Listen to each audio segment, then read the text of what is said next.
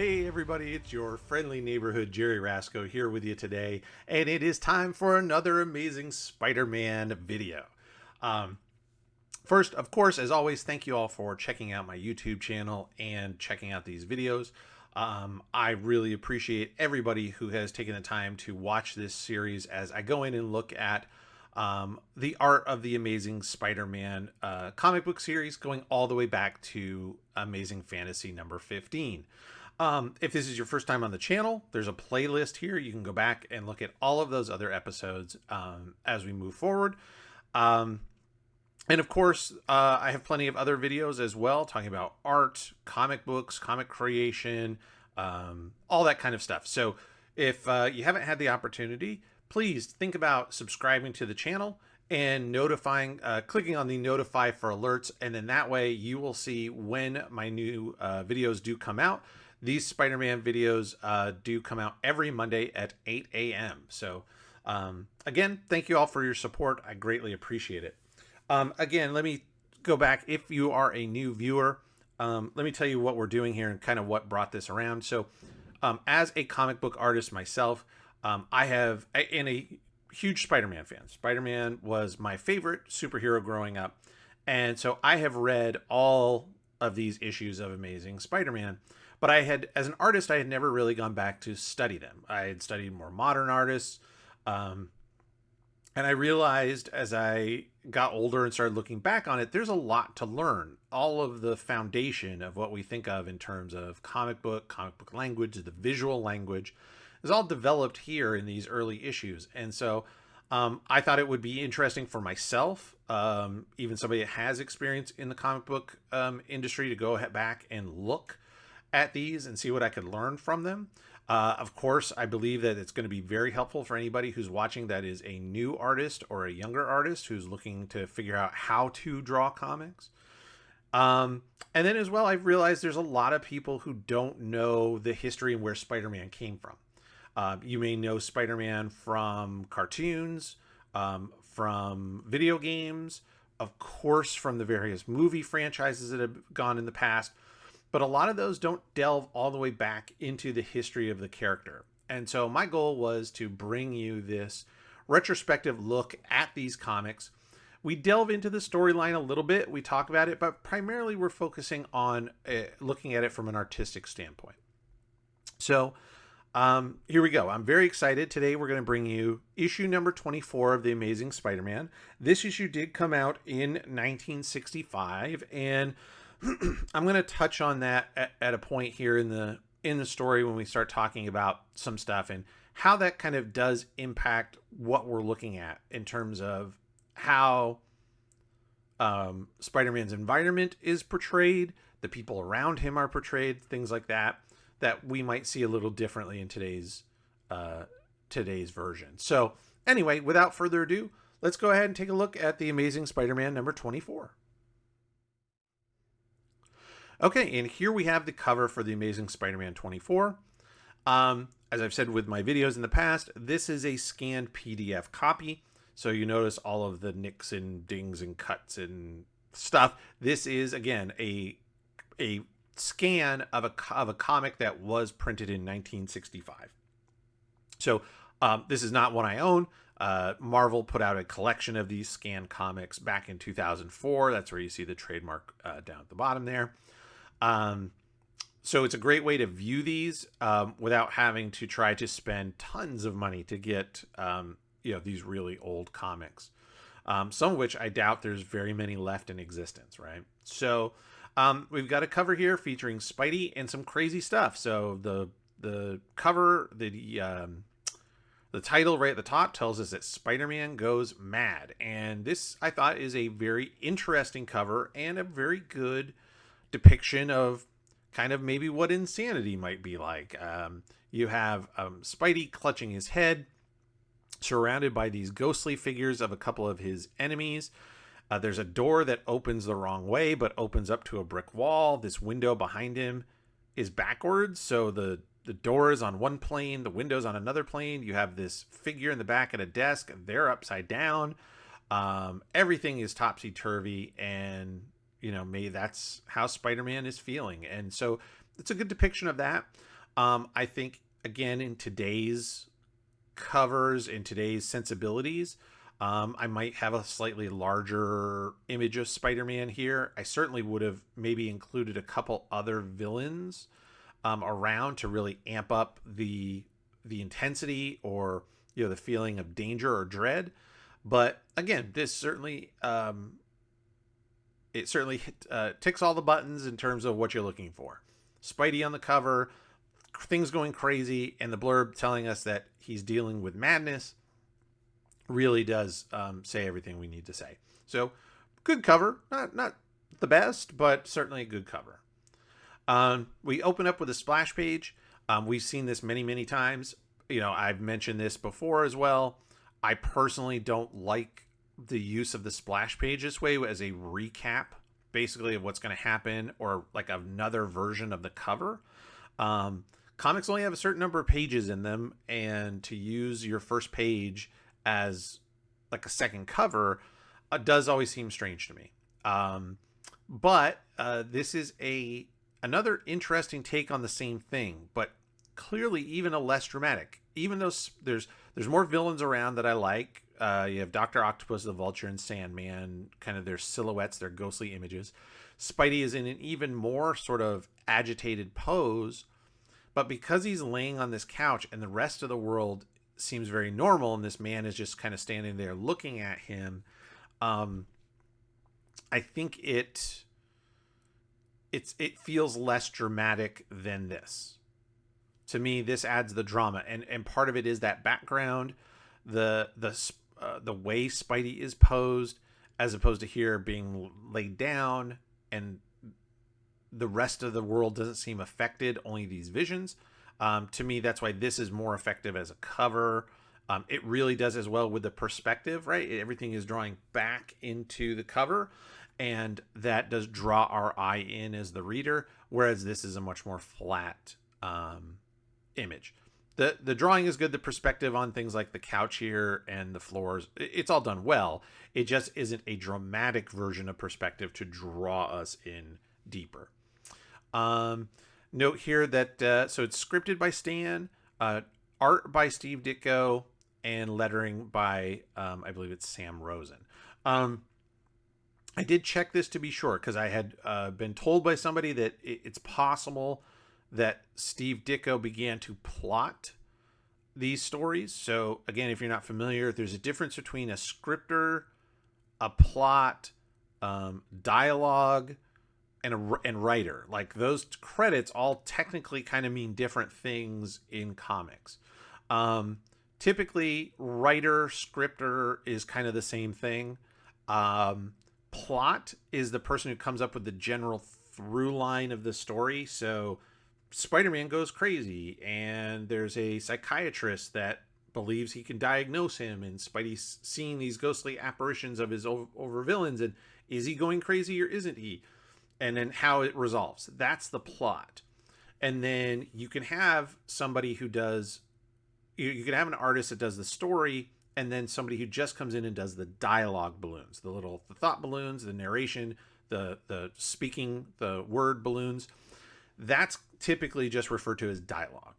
And so sometimes there are different things. So I did check. Everything I saw said that it was written by Stan, drawn by Steve. I think we're going to see Steve Ditko getting an official plotting credit very soon.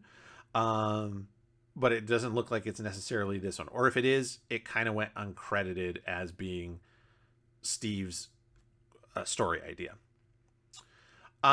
So here we go. Of course, Spidey is always hard up for money, so he goes to see if he can get some photos of himself stopping crime.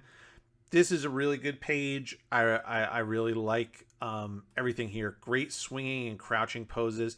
This one where he's putting the camera on the wall so he can get pictures of him stopping these burglars. Very, very cool. Great bend to the figure. Uses up the entire panel very well, but still there's plenty of room for the dialogue. This one over here is really good. I've talked about this in many, actually both of these panels here. Talked about this in many of my other videos. There's a thing called a Dutch angle. This is used in television, movies, and comic books. So if you want to add a sense of drama, you can draw all of your buildings or structures parallel, or I'm sorry, perpendicular to the ground. So your horizon is flat. They're at a 90-degree angle. It's perfect. It works perfectly well. Here, this wall is 90 degrees. This one is 90 degrees. But here, the artist has chosen to slightly tilt the world, and it just adds an interesting element to what you're looking at. As well, I really like the subtle little just dabs of black ink to show the shadow on the bricks. You don't have to draw every single brick. This just gives a hint of the shadow of his leg and, of his arm coming through. So that's a nice way of adding shadows, and again, without having to draw every single brick. Sometimes we find in comics, less is more. The reader's eye will fill in the gaps. We'll put the whole picture together. We know that this is a brick building. I don't need to see every crack, every mortar line. Just these little blobs of black shadow give me the sense that that is brick. So that's a great thing there. Excellent work. Pretty good standard Spidey fighting some bad guys here. Just some regular guys that he's cleaning up pretty easy. And then it turns out that there's a reporter from the Daily Bugle. So this guy has shown up. He's a reoccurring character named Frederick Foswell. He was a villain, a very short-lived villain in earlier issues, and then went to jail, did his time, and came back and began working again as a reporter for the Daily Bugle. And so now that means... And this I think is kind of funny from a story perspective. We've seen this before. Like, there's this idea that any random person could pull off Spidey's mask and they know exactly who he is. Even though I don't know what the population of New York is in 1965, but it's got to be 1 million people, close to 1 million people. The guy could be anybody, right? He's pretty, in terms of Peter, he's pretty nondescript kind of guy. Who's going to pick him out of a lineup? Why would they even look? Same thing here. So this reporter is here. He's seen Spider-Man take out these bad guys, and he's like, oh no, I can't sell the pictures of me beating up these bad guys, because the reporter will know that he hasn't seen Peter Parker here, and therefore he'll know I'm Spider-Man. To me, that's crazy, because the camera is way up here on the ledge. So all Peter has to do is go, I was on the building across the way. I was on a rooftop across the way. I was looking out a window across the way, and I was shooting from below. See, and Foswell never looked up to see me. That's how I took the pictures. Easy peasy. But I get it. We're moving forward. Again, we have to emphasize the fact that Spidey has bad luck, and now he can't sell the photos for money. But this is a great pose of him running up the wall, and a great use. There's a number of these in this issue that I'll talk about, of what I call a down shot. So down shots are, so there's different terms for where you place the camera, and I would say camera, because we think about it in terms of like television or movies, or if you're taking a still photo of something. Obviously, there's no camera involved when we're drawing a comic book page, but we still use that same mindset. The viewer's eyes are looking through a camera, and each panel is a still photo of an action or series of actions. So in this case, the camera is up above, looking down, as Spidey is crawling up the wall towards us. That is a great use of a down shot, because you see Foswell down below, and so you've got Spidey doing something that only he can do, of crawling up this wall towards us in a very dramatic way, and Foswell below. If you did it a more traditional, where the camera's on the ground looking at Foswell and Spidey is crawling away, it's just not nearly as dynamic. This is something that you couldn't see with your own two eyes unless you are also Spider-Man and crawling on the building. So this is a great creative way to move the camera and add a really interesting angle to a drawing. So down shots for stuff like this are terrific. There are a lot of artists today that I can think of a couple. I'm not going to name names, but I can think of at least one who's very, very popular, and he loves down shots. And he will just have two characters walking and talking, and he'll put the camera up above them, looking down on them. But there's no reason for the down shot other than just to change it up, just to change it up. There's nothing important happening on the floor. There's nothing important happening above the characters that you'd want to show them at. So you could use any number of angles, but he likes to use these down shots. And to me, that's not a great use of it. It needs to show that there's something below the character or below the figure that's important. So in this case, Spidey's up higher, Foswell's down below. Great use of a down shot. So now he's going to head to the Daily Bugle. He's dealing with Betty. He's got his on again, off again weird relationship with Betty Brant, who's also seems to have an on again, off again relationship with both Peter and this guy Ned Leeds. And that's all happening. So that's all, kind of just storytelling, personality stuff, building character things. Not much in the way of art to talk about per se. 9-panel grid. I did mention, like, the next 2 pages are both these 9-panel grids. And man, again, from a modern storytelling perspective, 9-panel grids are just painful. I understand the concept. You're trying to move things through. Either you have a lot of dialogue to get through, a lot of different scenes to get through, but this could be done in maybe 2 or 3 panels. It doesn't have to be done in 6. But it's just a difference in the style. And again, 1965, panel grids, much more common, much more traditional in the way of telling comic book stories. One of the things I do want to talk about, and I'm going to probably have to come back to some stuff, and we haven't really talked about this much, but Steve Ditko is just credited as the artist for this book. And that means that he did both the pencil drawing and the ink drawing on this book. Now, again, if you're not familiar with comics are kind of a team-oriented procedure. You typically, again, you have your writer writes the idea, writes a script, here's what happens, here's how things work. Your artist draws it out.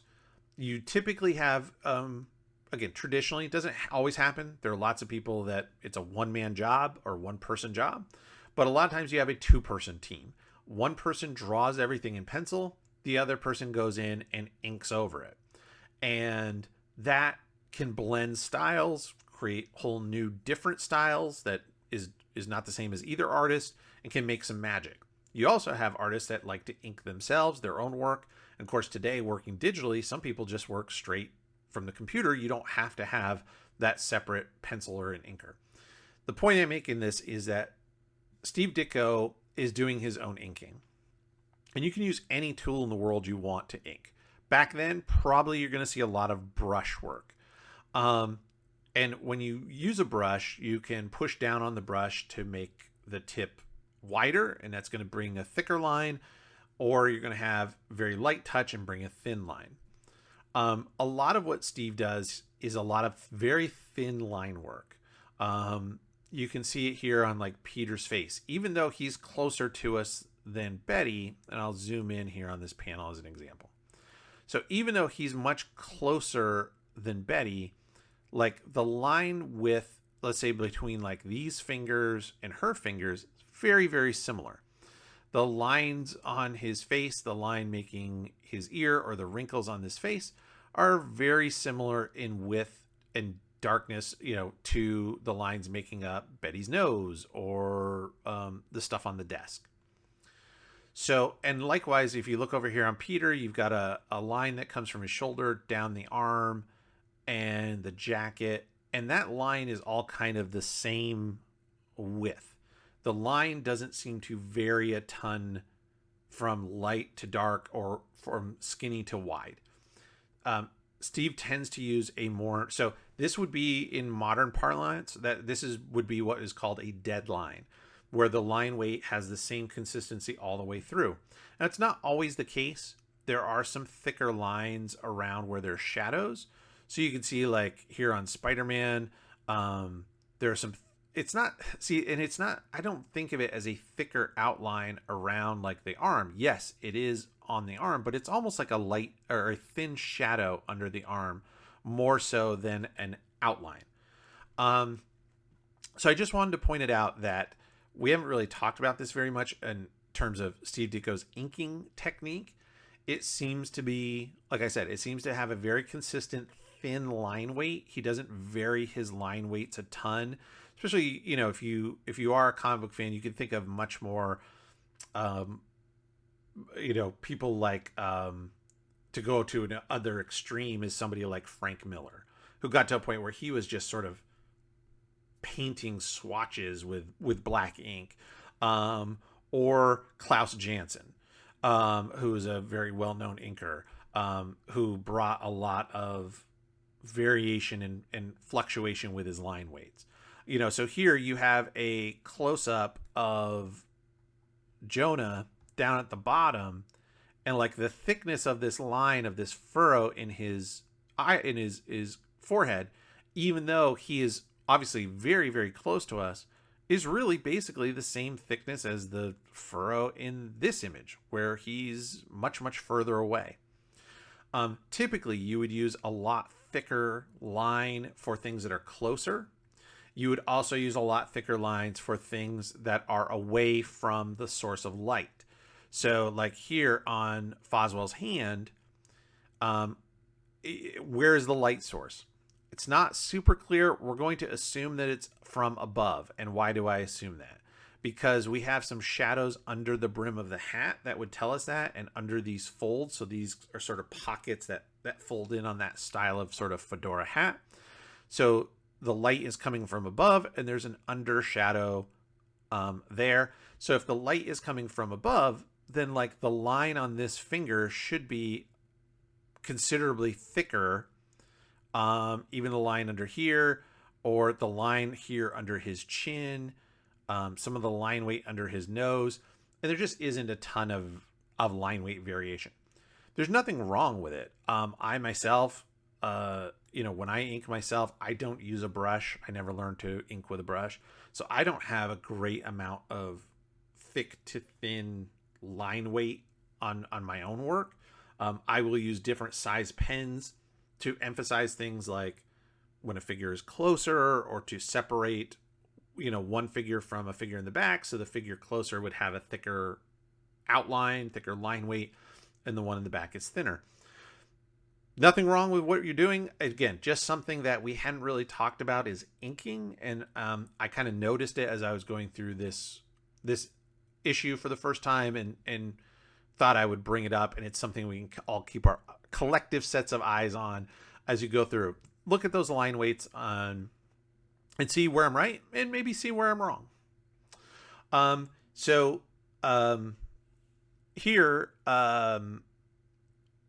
so J. Jonah Jameson comes up with the idea that he's going to start doing interviews with the people on the street and find people that don't like Spider-Man, and then write, not his own personal opinion pieces, but this is what the people on the street say about Spider-Man. And then that way nobody can blame him, right? So what I put here is you've got this very interesting choice of faces, this montage of faces that are of people who are being interviewed. And you've got even more, right? So it's a crowd, it's a street crowd. You've got, everybody is slightly different. And I've always applauded Steve Ditko's work on creating different faces for different characters, whether they're main characters like Peter.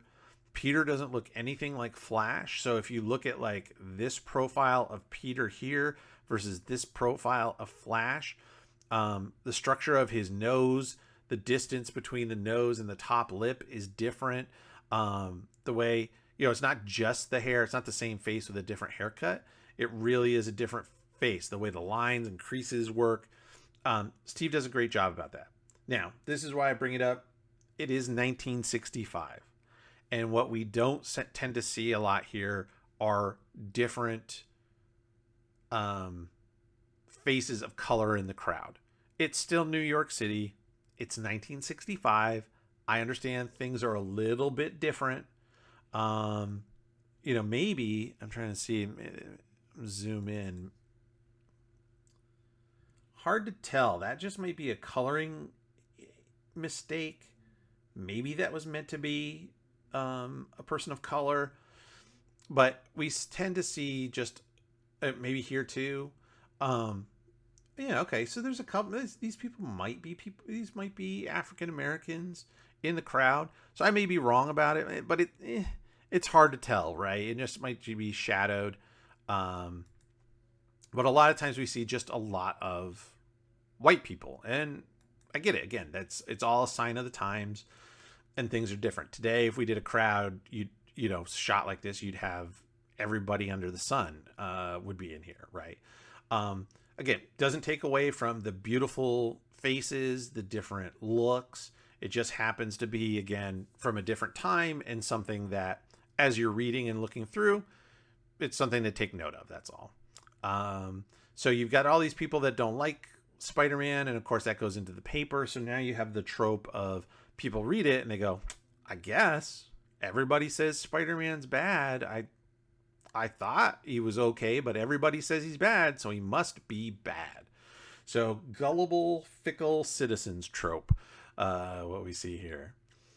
And then Jonah gets involved with this psychiatrist who says that he can prove that Spider-Man is mentally sick, that he suffers from mental illness, and that he is certainly on track to suffer a mental breakdown of some kind. And so Jonah's super excited about this. This guy can prove it. And so again, he writes it in the paper. So the next day, Peter sees it and immediately believes everything that the paper says, even though it's about him. Like, he should have some idea, like, maybe I feel I have everything under control. I don't think I'm losing my mind. But he immediately panics because it said it in the paper. It must be true. Very, very funny. Something, again, that I don't know that you could get away with in a 2025 comic book from a story perspective. Just doesn't make sense. But in 1965, maybe that's the case. Again, not much to talk about so far. Like, more 9-panel grids. I get it because things are happening pretty rapidly. So the pace is important with the grids. But we're going to get to more stuff here. I noted here this cat. It's a okay panel of Spidey swinging. It's not the best swinging panel we've ever seen. Steve does some very excellent Spider-Man swing panel. We'll see some later in this issue. But you've got this cat in the foreground. Now, the cat becomes an integral part of the story. We'll see. However, I just like it as a foreground element, right? So you've got this overlapping of your foreground, your middle ground, your background, and even like a deeper background. So having a something like a cat in the foreground, even if it wasn't part of the story, it would be a really nice touch. That's something that I think a lot of people would forget about or not think to do, is like, maybe there is a cat up on the roof, or maybe there's a pigeon, or there's an old whatever. There's a shoe. Anything in the foreground to kind of add another element to show you that depth is a good idea. And I know, in my own work, we're so focused on sometimes, Spidey and trying to get the background done and things like that you might not think to take the time, add a foreground element like that in the space to help create more depth. Here we have Doc Ock appears to show up, but then disappears. And now here's the next time we see another great use of the upshot. The downshot. So upshot would be if the camera was basically ground level looking up. Sometimes it's called worm's eye view. Sometimes this is referred to as bird's eye view. I always use the term downshot. This is a great down shot because Spidey sees the Sandman coming up from the ground right below his feet. But you also have this cat looking down again, so you have a nice foreground element focusing on what's happening below, and then Spidey looking down. This is the right use of a down shot because something is happening at Spidey's feet and you want to show the whole thing. So makes perfect sense for me because of the way Sandman is coming up from the ground. Great use there. On this panel, so again, this is an example. This is actually a better use of line weight. This was actually the page where it first made me think, and we should really talk about line weight, and then I can go back and find some examples of maybe good line weight, bad line weight, etc. And you see it more in this close-up. See how, I'll zoom in, but you see how we know that the light is coming from above because there's a shadow under Spidey's chin. But we have underneath this thumb, it's not a shadow, it's just a thicker outline to help separate this element from this element. Now, of course, in these kinds of early versions of comics, you have very flat colors.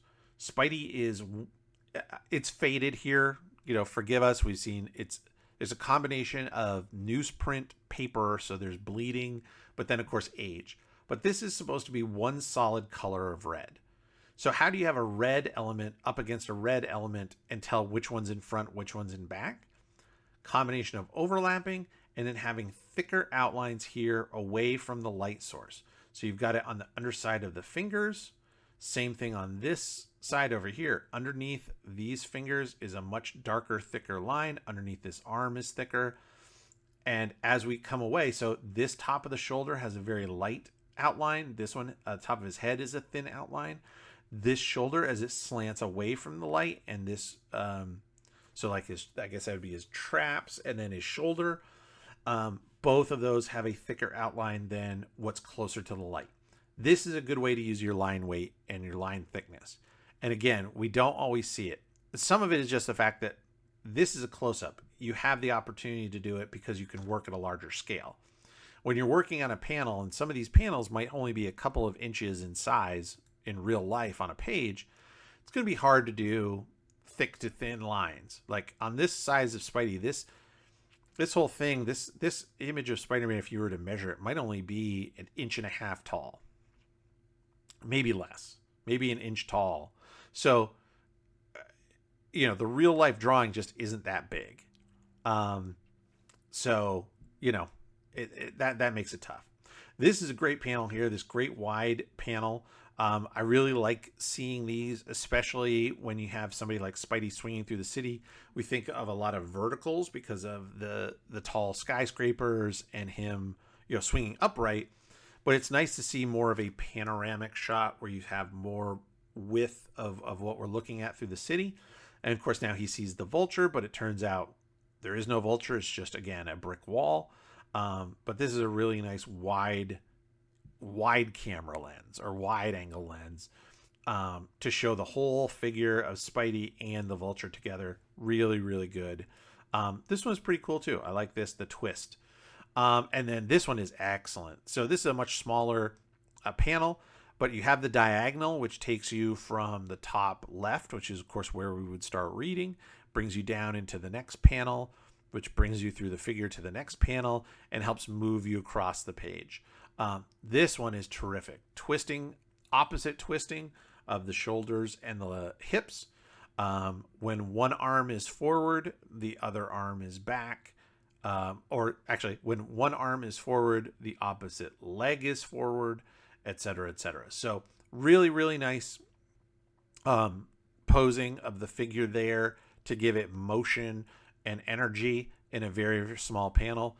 Terrific, terrific stuff. That is a great swinging form is what I put in my note.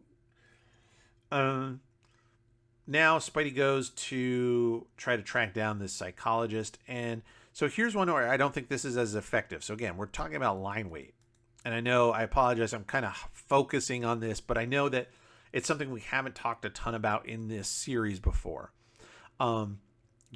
and it's something typically you would do more when you have your own separate inker, because you kind of break apart like the pencil, the form versus the inker technique. But this is all one artist, so it's all one technique. It's all one piece. This one does have you have some thicker line around here underneath the hand. There's a little bit on some of the finger there. And on here, you can see the same thing, very light outline on the top shoulder where the light would be, thicker on this shoulder. I don't think it's as effective as the one before. I don't think the darker outline is consistent. Like on this thumb here, I would have this bottom line be much, much heavier here. Probably matching more what's like on this finger here. Same thing, I would keep it up. I would have a darker line on this side of the finger like you have here. There's no reason not to have it over there. And then again, same thing. I would have a possibly even thicker outline on the bottom of this thumb, kind of to match where the wrist is. So I think consistency wise, I think the other example we looked at is better. But at least we are seeing some line weight variation here on this panel. So Spidey comes in and things are crazy. The room is upside down. And I like this great touch to have the psychologist or psychiatrist, his word balloons upside down as well. Very cool. Very nice little touch there. Spidey runs out of the room and the guy runs after him, and then he comes to another room and it's also upside down. So what is happening now? He can't figure it out. And then he turns and looks, and everything is back the way it should be in this room, including the fishbowl. So we'll talk about this. I have some questions. So you have the fish bowls here. And again, this whole room is upside down. So now he starts to hallucinate more villains, and this guy's trying to calm him down, relax. This is a great pose here. I really like, typically, having your figure in pure profile isn't great in terms of depth. It flattens out your figure, especially when you have somebody like Spider-Man that has no features that can overlap. There's no overlapping of the nose or the inside of the mouth or anything like that because of the mask. So it would normally look very, very flat. But the way you put that hand at that sort of what would be the eyebrow level underneath the mask, that helps create that depth. And then you have where you do have overlapping is your shoulder is overlapping the chest, the forearm overlapping the bicep, this hand coming down. This is a great figure in terms of a profile figure that creates depth and gives us a lot of emotion at the same time with a character that you cannot see their face. So this is a really, it's subtle, and you could skip right by this. But to me, as I look through the figures on the page, this stands out. I take notice, both visual notice and emotional notice of this figure and the way that they're positioned. So this is a great figure there. Jonah finds out some information and takes off, and I thought this was really funny. So Flash Thompson, who's been sort of on the periphery of this story, is walking around as well, and there's this random dog. It's not his dog. At no point does any of the dialogue say like Flash is out walking his dog or anything like that. I don't think so. He's dealing with the reporters. He's after Peter because he thinks that Liz Allen, who Flash is interested in, has a crush on Peter, which she does. So he's waiting near Peter's house to beat him up. He's not walking a dog. Peter ditches him, but now there's this random dog, and I think it's just funny. It's just what I call a bit of business. You could just have Flash walking; it's no big deal. But you add this dog with this collar trailing behind or leash trailing behind.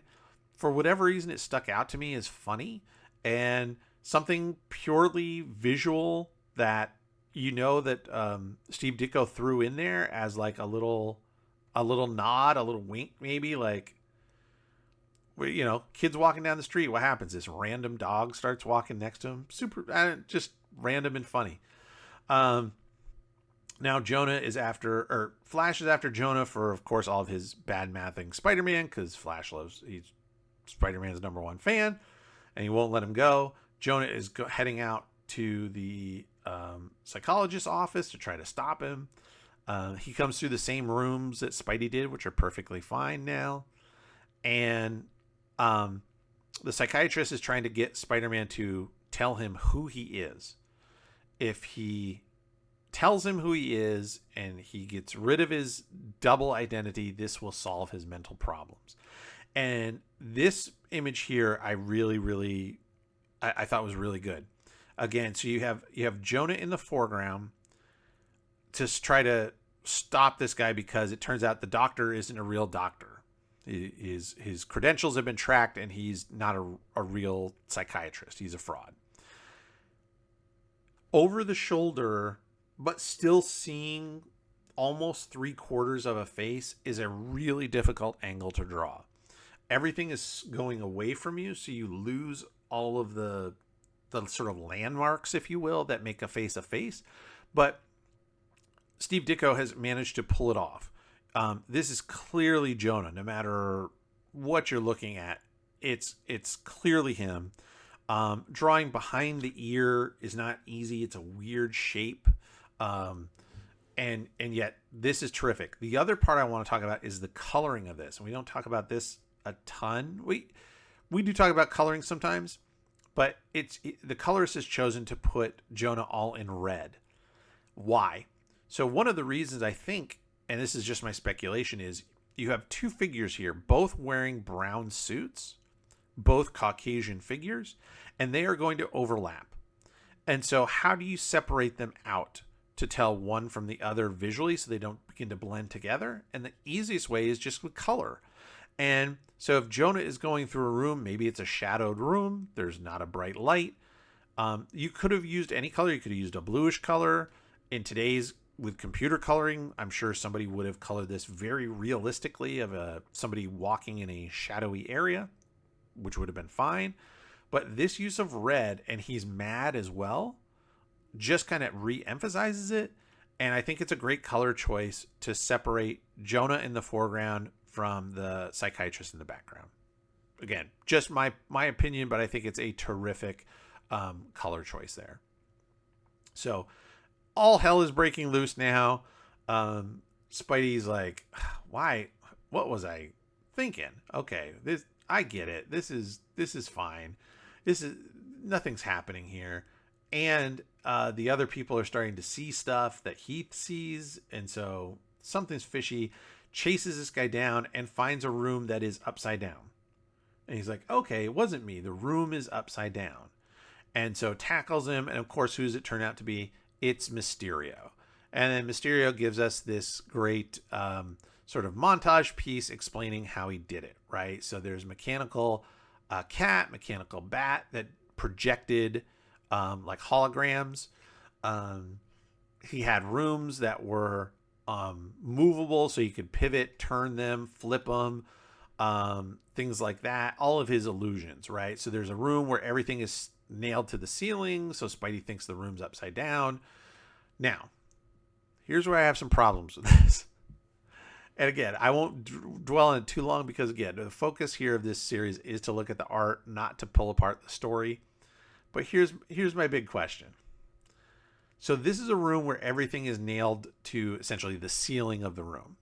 How is he sitting in the chair? Is he somehow glued to the chair?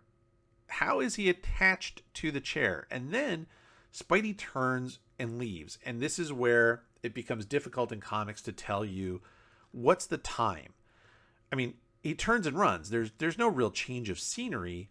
And all of a sudden, this guy is now on the floor, the real floor, chasing after Spidey.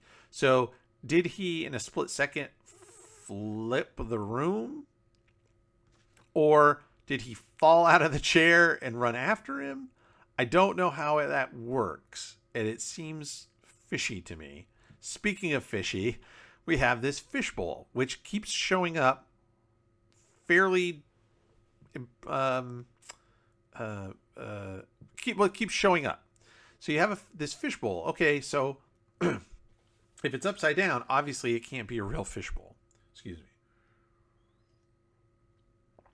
So the water in it can't be real. The fish can't be real. And then it flips around, and now it's there. And then again, as we go down to Jonah passes the fishbowl, and we see the fishbowl twice. Now, is this supposed to be... Oh, okay. Okay.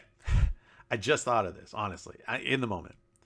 Is it a subtle hint to the reader that this is Mysterio? Because Mysterio wears a fishbowl on his head. Is that what it is? Because it doesn't make sense if you have a room that can flip and spin over. How would this work? Because you'd be able to see if the water's not real water. If it was like gel or something, you can tell. Or if the fish doesn't move, you'd be like, wait a minute, why is this fish frozen there? That would be kind of a giveaway. But it's very clearly put in the reader's line of sight to see that there is this fishbowl. So again, it seemed like a weird plot hole to me. Nobody talks about it. Nobody mentions it.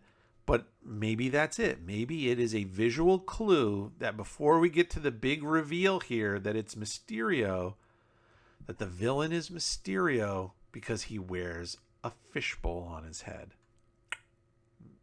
Yeah. If you have thoughts on this, I would be very interested to hear your thoughts. Drop a comment in. Let me know what you think about the fishbowl. This Jonah face is terrific. This is some great cartooning. Really nice work on the hands and the sort of just rubbery nature of the face. The skin around the jowls, the anguish. Here's another thing that I know a lot of people... young artists, new artists will forget. I heard this commented one time in a panel by Greg Capullo. Greg Capullo, Batman artist, Spawn artist. When you are drawing somebody with an open mouth, a inexperienced artist will draw the teeth like this as a straight line. But your teeth curve around your head. It's part of your skull, and it's round. So great job here of upper and lower teeth being curved around the inside, or the outside curvature of the skull of the mouth. Terrific. So, see over here, this is more like a straight line.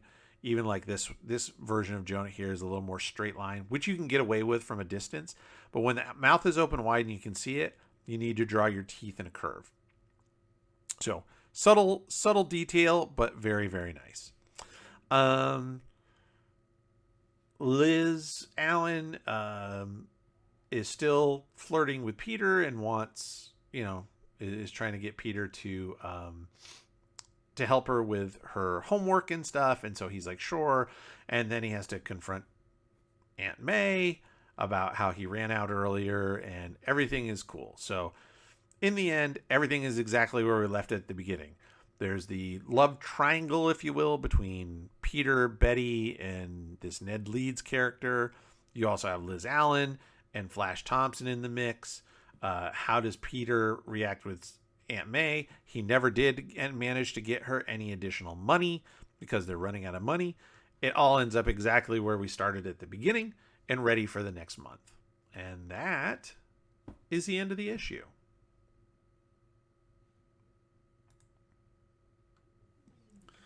So we're back, and that is the Amazing Spider-Man 24. Again, a good issue, an interesting issue, a kind of a fun way to bring back a character without blatantly bringing back a character. We see Mysterio back, but he's not in costume at any time. We don't see him revealed as Mysterio till the very, very end. So a neat option, neat storytelling there from that perspective. Diving into probably what was a a unique or not well known topic at the time of psychiatry and mental health. Of course, in today's world, we have a much different understanding of how that works, and it wouldn't the same storyline wouldn't exactly play the same in a 2025 that it did in 1965. So very interesting. Overall, from a story and art perspective, again, if I was to give this an out of 10, I'd probably give this a 7.5 out of 10. It's good. It's a good read. It's not my favorite one that we've reviewed so far, but it is still good. And I do recommend it. It's a great standalone issue. You don't necessarily need to know a ton of what happened before to kind of pick up on the gist of the story. And likewise, if you skip this issue and went to the next one, you're not missing out on a key, plot issue. Or plot item. So good, and fun. And I hope you enjoyed it. Thank you all for taking the time to look at Spider-Man with me today. I greatly appreciate all of your support. Again, think about subscribing to the channel if you haven't already. And I will be back with you in another week for another amazing Spider-Man art retrospective video. Thank you all so much.